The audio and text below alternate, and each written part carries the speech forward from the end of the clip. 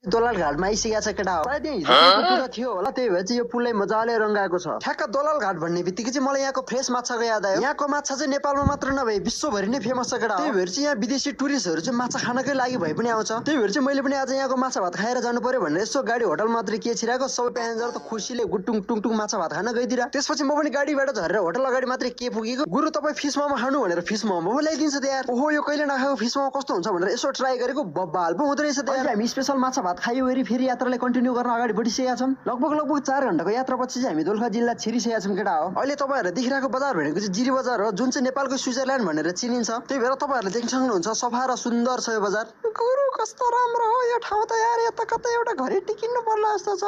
किन यार, किन भए म पनि यसो कहिले काहीँ बुढीसँग झगडा गर्दा यसो गर्लफ्रेन्ड ल्याएर यतै बस्न मिल्छ। छोड्दै त्यो कुरा। अब चाहिँ म तपाईँहरूले मेरो 3 लाखमा किनेको ड्रोनले खिचेको सर्ट देखाउन गइरहेको छु केटा हो।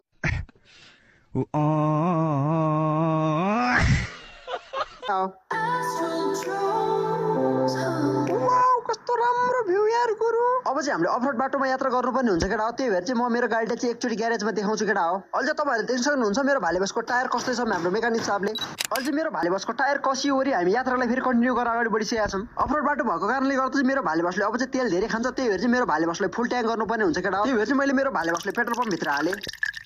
अहिले चाहिँ हामी तेल हालिवरी फेरि यात्रालाई कन्टिन्यू गर्न अगाडि बढिसकेका छौँ केटा हो। लगभग 5 घण्टाको यात्रापछि चाहिँ अहिले हामी यस्तो ठाउँमा आइपुगिसकेका छौँ कि केटा हो जहाँ उत्तर हेर्ने पश्चिम हेर्ने दक्षिण हेर्ने हरिहरि मात्र देख्न सक्नुहुन्छ। भनेर मात्रै के भनेको अगाडि त यस्तो डेजर्ट मरुभूमि रहेछ त यार। एउटा झोला देऊ त मलाई बबिड आयो।